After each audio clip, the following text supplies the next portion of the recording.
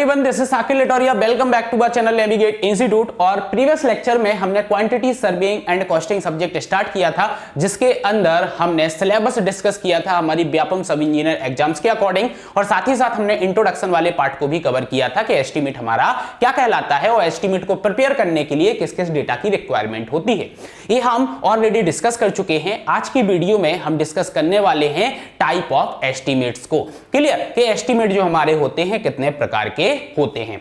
जैसा कि आप बोर्ड पर देख पा रहे हो कि मैंने यहां पे लिखा हुआ है टाइप ऑफ एस्टीमेट। क्लियर। तो सबसे पहले अपन ओवरऑल एस्टीमेट्स को देखते हैं कि कितने प्रकार के एस्टीमेट होते हैं, उसके बाद हम इंडिविजुअली इनको डिस्कस करेंगे।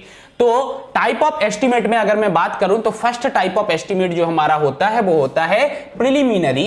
इसी को हम अप्रोक्सीमेट या फिर एब्स्ट्रैक्ट या फिर रफ कॉस्ट एस्टीमेट भी बोलते हैं। क्लियर। तो पहला टाइप हमारा हो गया प्रिलिमिनरी एस्टीमेट। क्लियर। इसको क्या क्या बोलेंगे? अप्रोक्सीमेट भी हम बोल सकते हैं, एब्स्ट्रैक्ट भी बोल सकते हैं और साथ ही साथ रफ कॉस्ट एस्टीमेट भी बोल सकते हैं।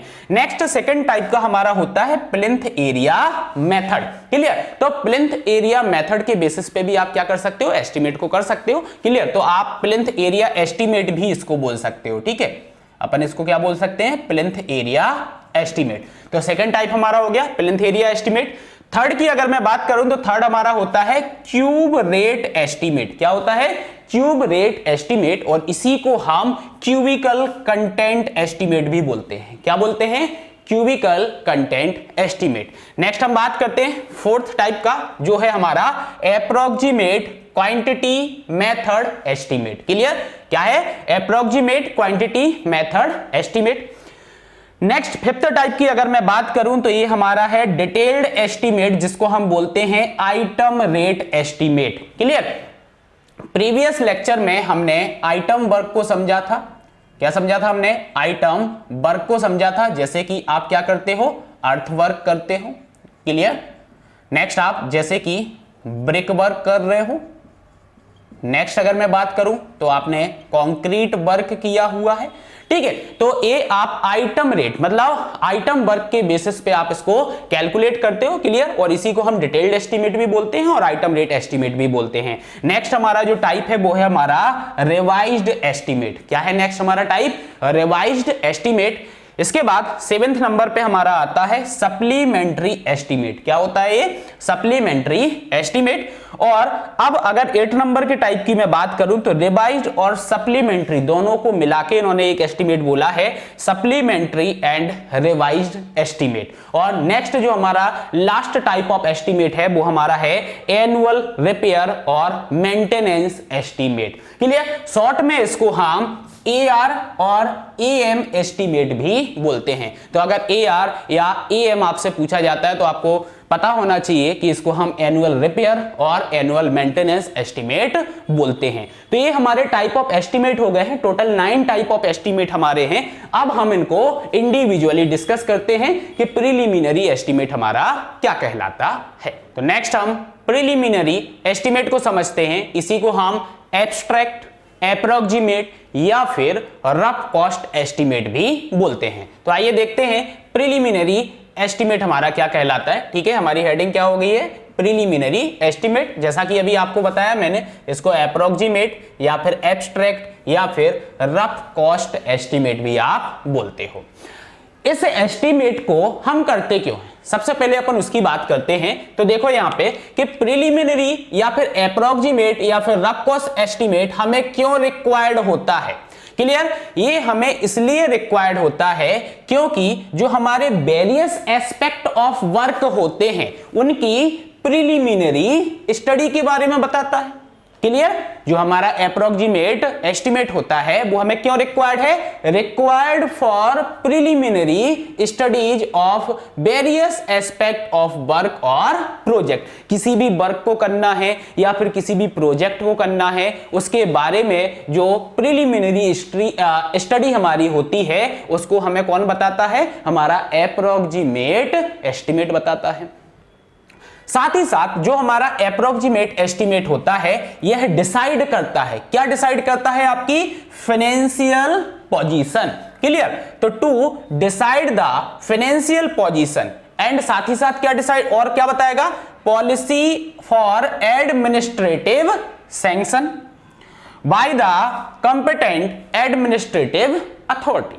कंपिटेंट का मतलब होता है सक्षम, क्लियर, क्या मतलब होता है, सक्षम, क्लियर। तो जो हमारा प्रिलिमिनरी एस्टीमेट होता है ये आपकी फाइनेंशियल पोजीशन को डिसाइड करता है, साथ ही साथ ये डिसाइड करता है क्या, policy for administrative sanction bye competent administrative authority, clear. अब नेक्स्ट इंपॉर्टेंट यहां पे पॉइंट आता है कि आप इस अप्रोक्सीमेट एस्टीमेट को प्रिपेयर कैसे करोगे, क्लियर। तो इसको प्रिपेयर अगर आपको करना है तो आपके पास प्रैक्टिकल नॉलेज होना चाहिए। क्या होना चाहिए, प्रैक्टिकल नॉलेज होना चाहिए। तो देखते हैं नेक्स्ट पॉइंट क्या है हमारा, कि the approximate estimate is prepared from the practical knowledge, clear.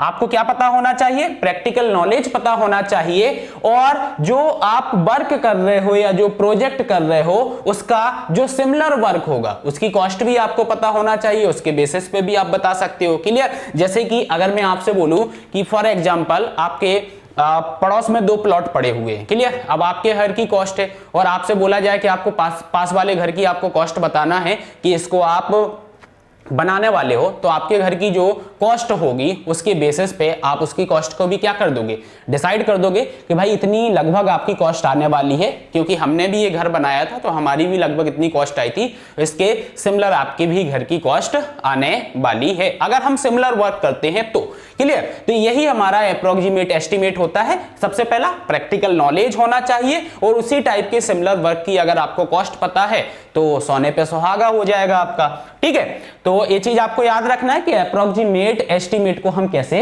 Prepare करते हैं, क्लियर। अब देखो जब हम अप्रोक्सीमेट एस्टीमेट को प्रिपेयर करते हैं तो इसके अंदर होता क्या क्या है, देखो this estimate prepared showing separately the approximate cost of the all important item of work. जितने भी हमारे इंपोर्टेंट आइटम ऑफ वर्क हैं इसकी सेपरेटली अप्रोक्सीमेट कॉस्ट को ये बताता है। जैसे कि आइटम ऑफ वर्क की यहां पे मैं बात कर रहा हूं, इंपोर्टेंट आइटम ऑफ वर्क, जैसे देखना यहां पे कॉस्ट ऑफ लैंड, जो आपने प्रॉपर्टी ली है, जो आपने लैंड लिया है उसकी cost. Second cost of each building, clear. Next cost of road, water supply की क्या कॉस्टिंग आने वाली है, सैनिटरी वर्क की क्या अप्रोक्सीमेट कॉस्टिंग आएगी यहां पे। नेक्स्ट आता है आपका इलेक्ट्रिफिकेशन, क्लियर। तो in all important item of work की अप्रोक्सीमेट कॉस्ट सेपरेटली बताता है कौन, आपको, हमारा प्रिलिमिनरी एस्टीमेट, क्लियर।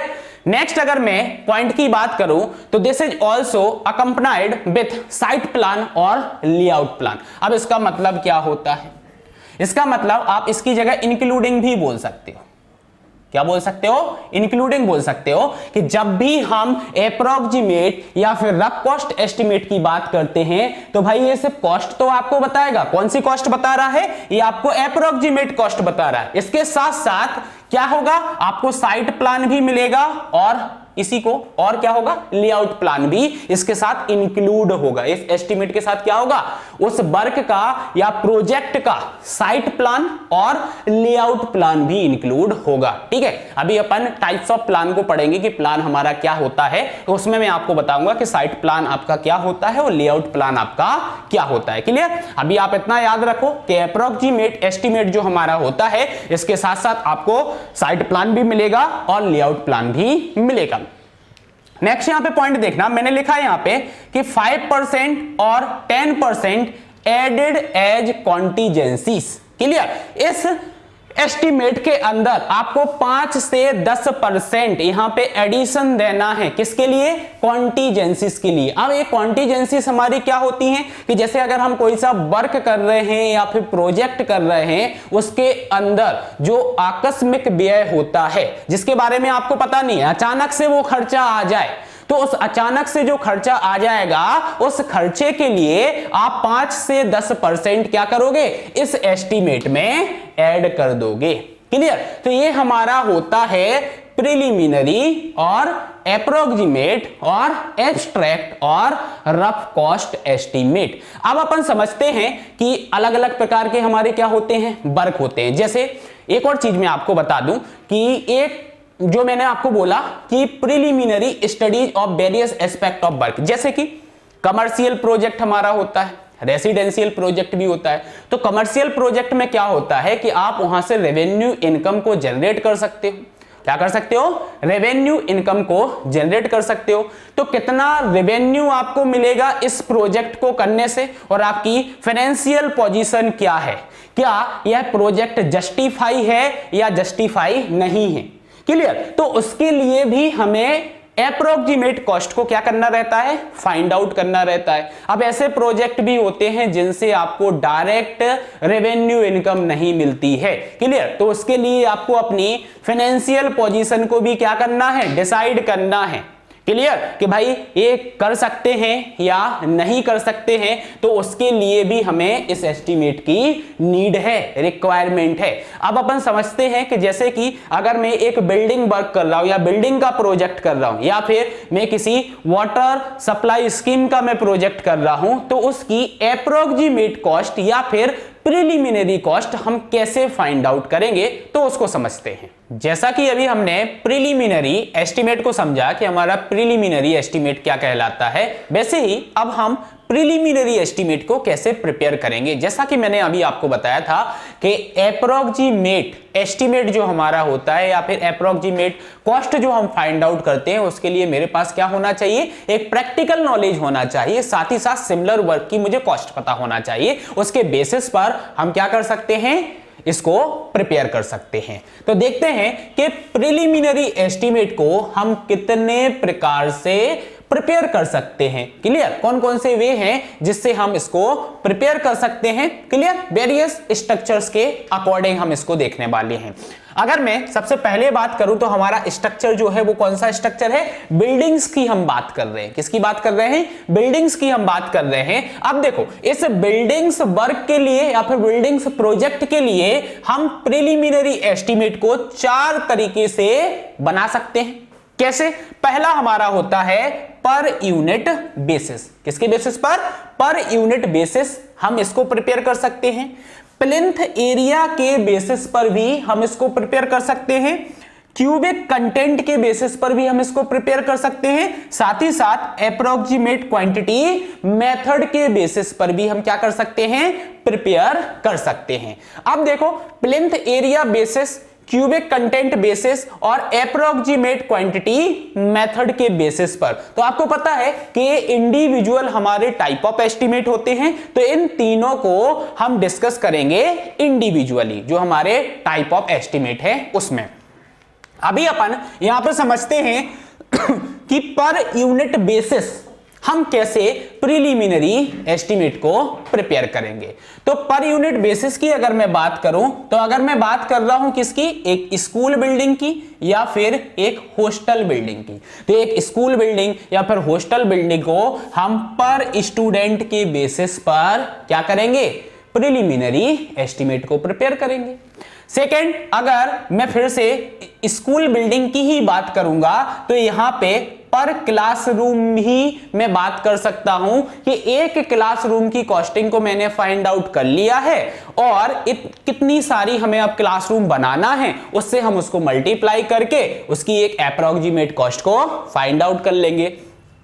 नेक्स्ट हमारा है हॉस्पिटल बिल्डिंग। क्लियर? हम किसकी बात कर रहे हैं? हॉस्पिटल की बात कर रहे हैं। तो हॉस्पिटल्स में बेड्स होते हैं। क्लियर? तो पर बेड के बेसिस पे, मतलब एक बेड की आप कॉस्ट निकाल लो, ऐसे कितने नंबर ऑफ बेड आप बनाने वाले हो, उसके बेसिस पर एप्रोक्सीमेट कॉस्ट अपने को पता चल जाएगी। क्लियर? अब देखो, सिनेमा हॉल की बात करूं या थिएटर की बात करूं, क्लियर, तो इसको आप पर सीट के बेसिस पर, किसकी बेसिस पर? पर सीट के बेसिस पर प्रिपेयर कर सकते हो। क्लियर? फैक्ट्रीज की अगर मैं बात करूं तो फैक्ट्रीज को पर वे बेसिस पर आप क्या कर सकते हो? कैलकुलेट कर सकते हो। क्लियर? रेसिडेंशियल बिल्डिंग की अगर मैं बात करूं तो पर टेनेमेंट आप क्या कर सकते हो? इसको एप्रोक्सीमेट कॉस्ट को आप फाइंड आउट कर सकते हो। तो ये हमारा पर यूनिट बेसिस होता है, जिसके बेसिस पर आप एक एप्रोक्सीमेट कॉस्ट को फाइंड आउट कर सकते हो किसी भी बिल्डिंग स्ट्रक्चर का। एक एग्जाम्पल अपन यहां पे समझते हैं, जैसे स्कूल की बात कर रहा हूं मैं और हॉस्टल की बात कर रहा हूं और यहां पे पर स्टूडेंट की मैं बात कर रहा हूं। क्लियर? तो मुझे क्या करना है? क्या करना है? एप्रोक्सीमेट कॉस्ट फाइंड आउट करना है। क्लियर? अब ये अप्रोक्सीमेट कॉस्ट मुझे फाइंड आउट करना है किसकी, या तो स्कूल बिल्डिंग की मैं बात कर रहा हूं या फिर मैं किसकी बात कर रहा हूं, एक हॉस्टल बिल्डिंग की बात कर रहा हूं। किसकी बात कर रहा हूं? एक स्कूल बिल्डिंग की बात कर रहा हूं, एक हॉस्टल बिल्डिंग की बात कर रहा हूं। तो इसको मैं पर स्टूडेंट कैलकुलेट करना चाहता हूं। अब जो हमारा स्कूल है या हॉस्टल है, इसके अंदर टोटल स्टूडेंट हमारे कितने हैं? टोटल स्टूडेंट हमारे कितने हैं? 100 है। मतलब 100 स्टूडेंट्स के लिए मुझे एक स्कूल बिल्डिंग को प्रिपेयर करना है। ठीक है, तो यहां पे अगर मैं आपसे बात बोलूं कि अगर मैं पर स्टूडेंट की बात करूं, किसकी बात करूं? पर स्टूडेंट की बात करूं, तो जो यहां पे कॉस्टिंग आपकी आती है वो आपकी आ रही है 10,000। कितनी आ रही है? 10,000 हमारी कॉस्टिंग आ रही है। क्लियर? तो टोटल इस स्कूल बिल्डिंग का जो आप 100 स्टूडेंट के लिए प्रिपेयर करने वाले हो, तो टोटल कॉस्ट मतलब टोटल एप्रोक्सीमेट कॉस्ट आपकी कितनी आ जाएगी? तो एप्रोक्सीमेट कॉस्ट निकालना है तो हम क्या करेंगे, पर स्टूडेंट अपने को 10,000 मिल रहा है और टोटल नंबर ऑफ स्टूडेंट कितने हैं? 100 है। क्लियर? तो 100 इंटू आपने क्या कर दिया? 10,000 कर दिया। तो ये आपका कितना आ जाएगा? कितना आ जाएगा? 10 लाख। क्लियर? तो एक 100 बच्चों के लिए स्कूल या फिर हॉस्टल बिल्डिंग बनाना है तो उसकी एप्रोक्स कॉस्ट आपकी कितनी आने वाली है? 10 लाख रुपए आने वाली है। कितनी आने वाली है? 10 लाख रुपए आपकी कॉस्ट आने वाली है। क्लियर? सिमिलरली अगर मैं हॉस्पिटल की बात करता हूं, सिमिलरली मैं किसकी बात करता हूं? हॉस्पिटल की बात करता हूं। मुझे एक हॉस्पिटल बिल्डिंग के लिए कॉस्ट निकालनी है तो मैं अगर किसकी बात कर रहा हूं? हॉस्पिटल बिल्डिंग की बात कर रहा हूं। क्लियर? और ये हॉस्पिटल बिल्डिंग जो अपने को बनाना है 100 बेड्स के लिए बनाना है। कितने बेड्स के लिए बनाना है? 100 बेड्स के लिए बनाना है। क्लियर? अब पर बेड अगर मैं कॉस्टिंग की बात करता हूं, किसकी बात करता हूं? पर बेड अगर मैं कॉस्टिंग की बात करता हूं तो ये हमारी जो कॉस्टिंग यहां पे आ रही है वो 50,000 रुपए आ रही है। कितनी आ रही है? 50,000 रुपए आ रही है। तो 100 बेड्स के लिए इसकी एप्रोक्सीमेट कॉस्ट जो है किसके लिए? फॉर 100 बेड्स क्या आ जाएगी हमारी? 100 इंटू 50,000 इक्वल टू हमारा कितना आ जाएगा? 50 लाख। क्लियर? कितनी कॉस्ट निकल के आ जाएगी हमारी? 50 लाख हमारी कॉस्ट यहां पे निकल के आ जाएगी। तो एक बिल्डिंग स्ट्रक्चर के लिए हम प्रिलिमिनरी एस्टीमेट को इस टाइप से क्या कर सकते हैं? प्रिपेयर कर सकते हैं। अब नेक्स्ट स्ट्रक्चर की हम बात करते हैं। क्लियर? नेक्स्ट हमारा स्ट्रक्चर है रोड एंड हाईवेज। क्लियर? हम नेक्स्ट किसकी बात कर रहे हैं? रोड एंड हाईवेज की बात कर रहे हैं। तो रोड एंड हाईवेज के लिए हम प्रिलिमिनरी एस्टीमेट कैसे करेंगे, मतलब कि एप्रोक्सीमेट कॉस्ट को कैसे फाइंड आउट करेंगे। तो देखते हैं कि जब हम रोड की बात करते हैं या हाईवेज की बात करते हैं तो इसको हम पर किलोमीटर या फिर पर माइल बेसिस हम इसकी क्या करते हैं? एप्रोक्सीमेट कॉस्ट को फाइंड आउट करते हैं। ये तो आपको पता ही होगा कि 1 माइल्स इक्वल्स टू 1.609 हमारा क्या होता है? किलोमीटर होता है। क्लियर? तो पर किलोमीटर या फिर पर माइल्स बेसिस पर हम क्या कर सकते हैं? रोड एंड हाईवेज की एप्रोक्सीमेट कॉस्ट को फाइंड आउट कर सकते हैं। और ये डिपेंड किस पे करता है कि हमारा किस टाइप का रोड है, मतलब नेचर ऑफ रोड क्या है, रोड की विड्थ क्या है, थिकनेस क्या है। क्लियर? तो इन पे ये सारी चीजें क्या करती हैं? डिपेंड करती हैं। एक एग्जांपल से अपन समझते हैं यहां पे कि अगर मैं आपसे बोलूं कि मुझे एक 10 किलोमीटर क्या करना है? एक स्टेट हाईवे बनाना है। 10 किलोमीटर लेंथ का मुझे क्या करना है? एक स्टेट हाईवे बनाना है। तो इस 10 किलोमीटर ऑफ स्टेट हाईवे का एप्रोक्सीमेट कॉस्ट क्या आने वाला है? तो हमने क्या किया? हमने यहां पे पर किलोमीटर वर्कआउट किया। क्लियर? मैंने क्या निकाला? पर किलोमीटर यहां पे कैलकुलेट किया कि भाई 1 किलोमीटर का अगर मैं रोड बनाता हूं या फिर हाईवे बनाता हूं तो मेरी कॉस्टिंग कितनी आ रही है?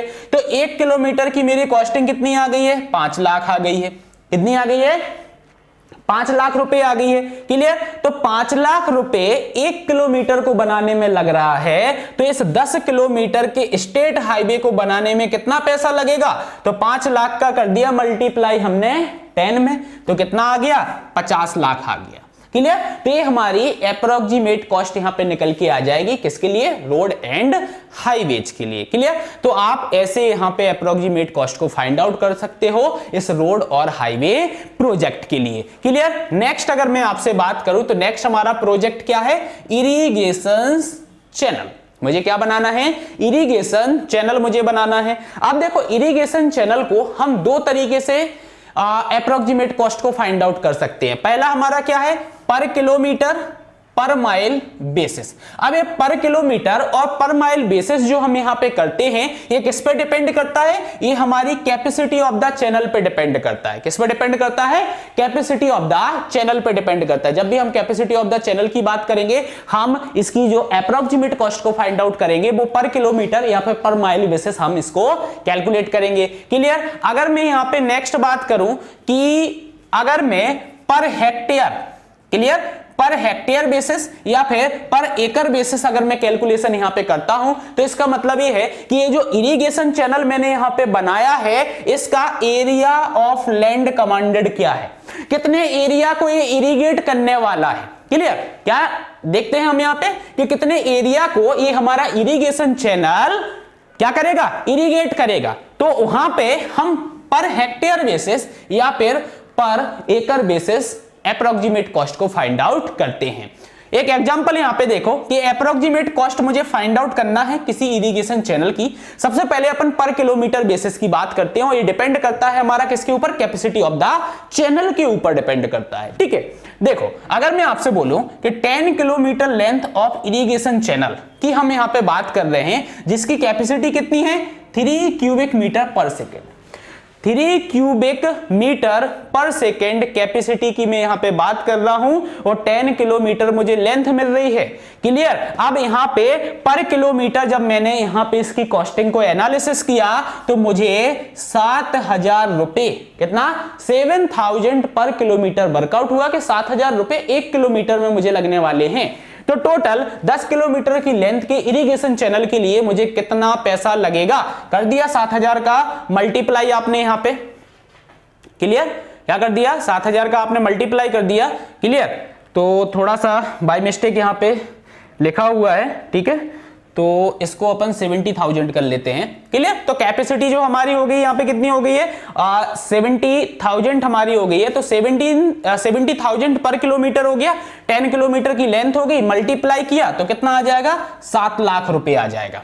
क्लियर। कितना आ जाएगा, 7 लाख रुपए आ जाएगा। मतलब इस 10 किलोमीटर लेंथ का इरिगेशन चैनल जिसकी कैपेसिटी 3 क्यूबिक मीटर पर सेकेंड है, इसके लिए टोटल खर्चा जो हमारा आने वाला है वो 7 लाख रुपए आना है। और ये 7 लाख रुपए आपने अप्रोक्सीमेट निकाले कि रफ कॉस्ट है आपकी। क्लियर। इसी को रफ कॉस्ट बोलते हैं। तो रफली कितना, मोटा मोटी आपको पता चल जाएगा यहाँ पे कि 7 लाख रुपए का खर्चा हमारा आने वाला है, जिससे आप डिसाइड कर सकते हो कि हमारा फाइनेंशियल पोजीशन क्या है। साथ ही साथ पॉलिसी ऑफ एडमिनिस्ट्रेटिव डिपार्टमेंट जो आपकी अथॉरिटी है उसको भी आप चेकआउट कर सकते हो। क्लियर। मैंने एक और चीज बताया था कि प्रीलिमिनरी एस्टिमेट आपको ये भी बताता है कि आप जो प्रोजेक्ट यहां पे करने वाले हो वो जस्टिफाई है या नहीं है, किसके बेसिस पे, कि भाई रेवेन्यू ऑफ इनकम क्या है और हमारा इन्वेस्टमेंट क्या आ रहा है, तो ये प्रोजेक्ट जस्टिफाई हो रहा है उस कॉस्ट के अकॉर्डिंग या नहीं हो रहा है, आपको प्रॉफिट मिलेगा या आप लॉस में जाओगे। तो ये सारी की सारी चीजें आपको इसी अप्रोक्सीमेट कॉस्ट या फिर प्रीलिमिनरी एस्टिमेट के बेसिस पे पता चलती हैं। क्लियर। सेकंड अगर मैं यहां पे बात करूं area of land commanded. Clear. Area of land commanded की मैं बात करूं तो यहां पे मैंने बताया कि पर हेक्टेयर बेसिस में जाऊंगा या फिर मैं पर एकड़ बेसिस पे जाऊंगा। क्लियर। इसके लिए मैं आपको बताता हूं यहां पे एक एग्जांपल कि जैसे मैंने यहां पे बोला है कि हमारा जो कमांडेड एरिया है वो 2000 हेक्टेयर है। कितना है, 2000 हेक्टेयर हमारा कमांडेड एरिया है और 1 हेक्टेयर के लिए 1,000 रुपए का खर्चा आ रहा है। कितना आ रहा है, 1,000 रुपए का खर्चा आ रहा है। तो अप्रोक्सीमेट हमारी कॉस्ट क्या हो जाएगी, कर दो दोनों का उठा के मल्टीप्लाई तो कितना आ जाएगा, 20 लाख रुपए। मतलब 2000 हेक्टेयर एरिया को इरिगेट करने के लिए जो हम इरिगेशन चैनल यहां पे डेवलप करेंगे, बनाएंगे, उसके लिए मुझे मोटा मोटी कितना पैसा चाहिए, 20 लाख रुपए चाहिए। तो ये हमारा इरिगेशन चैनल का प्रोजेक्ट हो गया है कि इरिगेशन चैनल का अगर मुझे एक अप्रोक्सीमेट कॉस्ट को फाइंड आउट करना है तो हम पर किलोमीटर, पर माइल या फिर पर हेक्टेयर या फिर पर एकड़ बेसिस फाइंड आउट कर सकते हैं। नेक्स्ट प्रोजेक्ट हम देखते हैं कि नेक्स्ट प्रोजेक्ट हमारा कैसे हम अप्रोक्सीमेट कॉस्ट को फाइंड आउट करेंगे। तो नेक्स्ट हम बात करते हैं ब्रिज एंड कलवर्ट्स प्रोजेक्ट की। क्लियर? तो ब्रिज एंड कलवर्ट्स के लिए अपने को क्या करना है, अप्रोक्सीमेट कॉस्ट को फाइंड आउट करना है। कैसे करेंगे हम अप्रोक्सीमेट कॉस्ट को फाइंड आउट? या तो हम पर रनिंग मीटर की बात करेंगे या फिर रनिंग फिट की बात करेंगे। क्लियर? क्योंकि ये देखो स्मॉल लेंथ स्ट्रक्चर्स आपके होते हैं, बहुत बड़े नहीं होते हैं। क्लियर? तो हम यहाँ पे किस में जाएंगे, रनिंग मीटर में जाएंगे और रनिंग फिट में जाएंगे। ठीक है? अब ये जो रनिंग मीटर और रनिंग फिट हमारा है, ये किसकी बात कर रहे हैं, स्पान की अपन बात कर रहे हैं, जो भी अपन ने स्पान बनाया है ब्रिज के लिए और कलवर्ट के लिए। क्लियर? अब जो ये स्पान आपका होता है ये डिपेंड किस पे करता है, यह रोडवे पे डिपेंड करता है। क्लियर? मतलब रोडवे के नेचर पे, कैसा आपका रोडवे नेचर है। क्लियर? फाउंडेशन की डेप्थ आपकी क्या है और किस टाइप का आप स्ट्रक्चर यहाँ पे प्रिपेयर कर रहे हो। क्लियर? तो पर रनिंग मीटर या फिर पर रनिंग फिट हम यहाँ पे अप्रोक्सीमेट कॉस्ट को क्या करेंगे, फाइंड आउट करेंगे। किसके लिए, ब्रिज के लिए एंड कलवर्ट के लिए।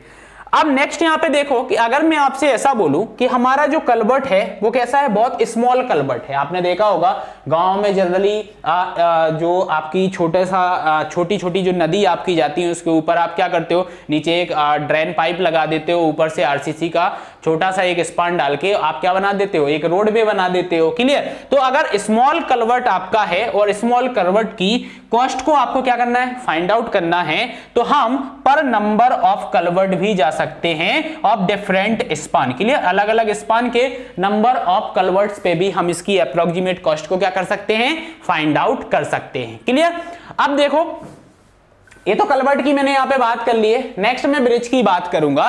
तो ब्रिज की अगर मुझे अप्रोक्सीमेट कॉस्ट को फाइंड आउट करना है तो इसको मैं भी क्या कर सकता हूं, डिवाइड कर सकता हूं। कैसे डिवाइड कर सकता हूं, तो देखो कि approximate cost of the bridge may also be worked out separately. Separately कैसे, कि भाई मैं सब स्ट्रक्चर का अलग से कॉस्ट को फाइंड आउट कर लूं और सुपर स्ट्रक्चर की कॉस्ट को अलग से फाइंड आउट कर लूं। क्लियर? तो ये ब्रिज के केस में आप ऐसा भी कर सकते हो कि सब स्ट्रक्चर की आप अलग से अप्रोक्सीमेट कॉस्ट निकाल लो और सुपर स्ट्रक्चर की आप अलग से कॉस्ट को एस्टिमेट कर लो। तो इस प्रकार से हम ब्रिज और कलवर्ट की अप्रोक्सीमेट कॉस्ट को क्या कर सकते हैं, फाइंड आउट कर सकते हैं। एक एग्जांपल यहां पे समझते हैं कि अगर मैं आपसे बोलूं कि एक मेरा ब्रिज है जिसकी मुझे अप्रोक्सीमेट कॉस्ट को क्या करना है, फाइंड आउट करना है।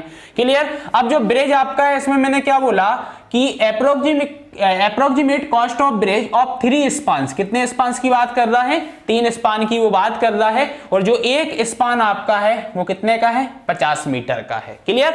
तो 50 मीटर्स के 3 स्पान्स आपके हैं। पर रनिंग मीटर की अगर मैं बात करूं तो पर रनिंग मीटर स्पान की जो कॉस्ट यहां पे आती है वो कितनी आ रही है, 30,000 आ रही है। क्लियर? पर रनिंग मीटर स्पान की आपकी कॉस्ट कितनी आ रही है, 30,000 आ रही है। तो टोटल इस ब्रिज की जब मैं बात करूंगा कि मुझे 3 स्पान बनाना है, ईच स्पान 50 मीटर का होगा, तो टोटल अप्रोक्सीमेट कॉस्ट क्या आएगा हमारा, तो हम क्या करेंगे, नंबर ऑफ स्पान इनटू इसकी जो लेंथ आ रही है ईच स्पान की और इनटू पर रनिंग मीटर जो आपका प्राइस आ रहा है, रेट आ रहा है, उसका मल्टीप्लाई हम कर देंगे तो 45 लाख। क्लियर? 45 लाख रुपए यहां पे लागत आने वाली है। मतलब एक रफ कॉस्ट की मैं बात कर रहा हूं तो एक रफ कॉस्ट हमारी कितनी निकल के आ जाएगी, 45 लाख रुपए आ जाएगी एक ब्रिज को बनाने की, जिसमें 3 स्पान है, ईच स्पान आपका कितना है, 50 मीटर का है। तो इस प्रकार से आप ब्रिज और कलवर्ट का एक अप्रोक्सीमेट कॉस्ट फाइंड आउट कर सकते हो। तो नेक्स्ट हमारा प्रोजेक्ट है sewerage project and water supply project. Clear? या तो मैं एक सीवेज प्रोजेक्ट की बात करूं या फिर मैं वाटर सप्लाई प्रोजेक्ट की बात करूं, और इसके लिए मुझे क्या करना है, एक अप्रोक्सीमेट कॉस्ट को फाइंड आउट करना है। ठीक है? तो कैसे करेंगे, तो सबसे पहला जो भी हमने सीवरेज प्रोजेक्ट यहां पे करने वाले हैं या फिर वाटर सप्लाई प्रोजेक्ट हम करने वाले हैं, तो हम किसके बेसिस पर करेंगे, base on the basis of पर हेड ऑफ पॉपुलेशन सब। क्लियर? कि जो नंबर ऑफ पॉपुलेशन है। क्लियर? तो ये जो सीवरेज प्रोजेक्ट है, कितने नंबर ऑफ पॉपुलेशन यहां पे इसको यूज करने वाले हैं या यूटिलाइज करने वाले हैं, उसके बेसिस पे मैं कर सकता हूं। या फिर ये जो सीवरेज प्रोजेक्ट है या फिर वाटर सप्लाई प्रोजेक्ट है, ये कितने एरिया को कवर करेंगे। क्लियर? ये कितने एरिया को कवर करेंगे। क्लियर। अब एरिया कवर्ड की अगर मैं बात करूं तो देखो अभी अपन ने इरिगेशन चैनल में भी बात की थी कि जो एरिया ऑफ हमारा रहेगा कमांडेड लैंड। क्लियर। तो हम किसके बेसिस पे जाएंगे, फिर पर हेक्टेयर बेसिस पे जाएंगे और पर एकड़ बेसिस पे जाएंगे। क्लियर। जब भी मैं एरिया कवर्ड की बात करूंगा इन दो प्रोजेक्ट के लिए, सीवरेज प्रोजेक्ट के लिए और वाटर सप्लाई प्रोजेक्ट के लिए। क्लियर। तो एक तो हमारा एरिया कवर्ड हो गया, एक हमारा क्या हो गया, पर head of population served. Clear. अब इसके बेसिस पे एग्जांपल समझते हैं कैसे अपने को निकालना है एक अप्रोक्सीमेट कॉस्ट को। क्लियर। तो देखो यहां पे sewerage project for a population of 1 lakh, 1 lakh population आपकी है और पर हेड कितना खर्चा आ रहा है, 100 रुपए का खर्चा आ रहा है। टोटल कितनी है, 1 लाख है। क्लियर। तो अब देखो आपका 1 लाख की मैं यहां पे बात कर रहा हूं। क्लियर। और कितनी है टोटल तो ये हमारी पॉपुलेशन हो गई है 1 लाख और एक पर हेड कितना खर्चा आ रहा है, 100 आ रहा है। क्लियर। तो हमारा जो अप्रोक्सीमेट कॉस्ट निकल के आएगा इस सीवरेज प्रोजेक्ट के लिए वो कितना आ जाएगा, 100 लाख रुपए आ जाएगा। क्लियर। तो ये हमारी अप्रोक्सीमेट कॉस्ट निकल के आ गई है 100 लाख रुपए। ठीक है। अब नेक्स्ट अगर मैं सिमिलरली वाटर सप्लाई की बात करूं, ये एक वाटर सप्लाई प्रोजेक्ट की मैं बात कर रहा हूं, वो पॉपुलेशन जो यहां पे है वो कितनी है, 75,000, 75,000 पीपल हैं। क्लियर। पॉपुलेशन कितनी है, 75,000 है और पर हेड कितना खर्चा आता है, 90 रुपए का खर्चा आ रहा है। पर हेड कितना आ रहा है, 90 रुपए का खर्चा आ रहा है। तो 90 इंटू 75,000, हम 90 इंटू 75,000 करेंगे तो टोटल जो हमारी अप्रोक्सीमेट कॉस्ट निकल के आएगी वो 67.5। क्लियर। 67.5 लाख रुपए आ जाएगी। क्लियर। इतना पैसा आपको मोटा मोटी लगेगा इस वाटर सप्लाई प्रोजेक्ट को बनाने के लिए, जिसकी पॉपुलेशन कितनी है, 75,000 है और पर हेड कितना खर्चा आ रहा है, 90 रुपए आ रहा है। तो ये हमारा जो प्रोजेक्ट था सीवरेज प्रोजेक्ट और वाटर सप्लाई प्रोजेक्ट, इसके लिए आप अप्रोक्सीमेट कॉस्ट को ऐसे फाइंड आउट कर सकते हो। नेक्स्ट अगर मैं बात करूं तो नेक्स्ट हमारा क्या आता है, ओवरहेड वाटर टैंक आता है। नेक्स्ट हमारा क्या है, ओवरहेड वाटर टैंक। क्लियर। अब वाटर टैंक की अपन यहां पे बात कर रहे हैं कि वाटर टैंक के लिए मैं एक अप्रोक्सीमेट कॉस्ट को कैसे फाइंड आउट कर सकता हूं। तो सबसे पहला वही है कि भाई जो हम वाटर टैंक यहां पे बना रहे हैं उसकी कैपेसिटी क्या है। क्लियर। तो बेसिस ऑफ कैपेसिटी। क्लियर। हम किसके बेसिस पे, कैपेसिटी के बेसिस पे हम यहां पे बात करेंगे कि भाई ओवरहेड टैंक जो हमारा है इसकी कैपेसिटी क्या है। क्लियर। और कैपेसिटी की मैं बात करूंगा तो कैपेसिटी को हम पर लीटर में बात करेंगे या फिर पर गैलन में बात करेंगे। क्लियर। तो मैं यहां पे इसकी अप्रोक्सीमेट कॉस्ट को कैसे वर्कआउट करूंगा, कैपेसिटी के बेसिस पे करूंगा, पर लीटर या फिर पर गैलन की मैं बात करूंगा। क्लियर। अब जो ये बेसिस ऑफ कैपेसिटी मैंने यहां पे बोला है ये किस पर डिपेंड करती है, ये स्ट्रक्चर के टाइप पर डिपेंड करती है। स्ट्रक्चर जो आपने बनाया, मतलब जो टैंक आपने बनाया है उसकी हाइट क्या है। क्लियर। तो टाइप ऑफ स्ट्रक्चर पे डिपेंड करेगा और हाइट ऑफ टैंक पे भी ये डिपेंड करेगा। ठीक है। तो ये चीज आपको याद रखना है कि ओवरहेड वाटर टैंक जो हमारा रहेगा इसका अप्रोक्सीमेट कॉस्ट किसके बेसिस पे निकलेगा, बेसिस ऑफ कैपेसिटी निकलेगा, पर लीटर या फिर पर गैलन की हम बात करेंगे। कैसे फाइंड आउट होता है, एक एग्जांपल यहां पे मैंने लिखा है, देखो approximate cost of an overhead RCC water tank. Clear. एक ओवरहेड आरसीसी वाटर टैंक हमारे पास है जिसकी मुझे अप्रोक्सीमेट कॉस्ट को फाइंड आउट करना है। क्लियर। अब यहां पे मैं बोलूं कि इसकी जो कैपेसिटी है वो कितनी है, 50,000 लीटर। क्लियर। इस टैंक की जो कैपेसिटी है वो 50,000 लीटर है और 1 लीटर कैपेसिटी के लिए जो मेरा खर्चा आता है, जो मुझे एक्सपेंसेस लगने वाला है मेरा, वो 2 रुपए लगता है। क्लियर। 2 रुपए पर लीटर। 1 लीटर का खर्चा कितना है, 2 रुपए है। क्लियर। तो टोटल 50,000 लीटर कैपेसिटी का एक टैंक मुझे बनाना है तो अप्रोक्सीमेट कॉस्ट हमारी क्या आने वाली है, तो 50,000 में मैं मल्टीप्लाई कर दूंगा पर लीटर के रेट से। क्लियर। तो यहां पे आपका जो निकल के आया वो आया है 1 लाख रुपए। मतलब इस ओवरहेड आरसीसी वाटर टैंक जिसकी कैपेसिटी 50,000 लीटर है, 2 रुपए पर लीटर के हिसाब से 1 लाख रुपए की लागत आने वाली है। क्लियर। अप्रोक्सीमेट लागत कितनी आ गई यहां पे, 1 लाख रुपए आ गई है। तो अभी हमने वेरियस टाइप ऑफ स्ट्रक्चर्स का अलग अलग तरीके से हमने सीखा है कि प्रीलिमिनरी एस्टीमेट हमारा कैसे होता है या फिर मैं अप्रोक्सीमेट कॉस्ट को कैसे फाइंड आउट कर सकता हूं। क्लियर। ये सारी चीजें आपको क्लियर हो गई होंगी। ठीक है। अब अपन नेक्स्ट डिस्कस करेंगे कि हमारा प्लिंथ एरिया एस्टीमेट क्या होता है।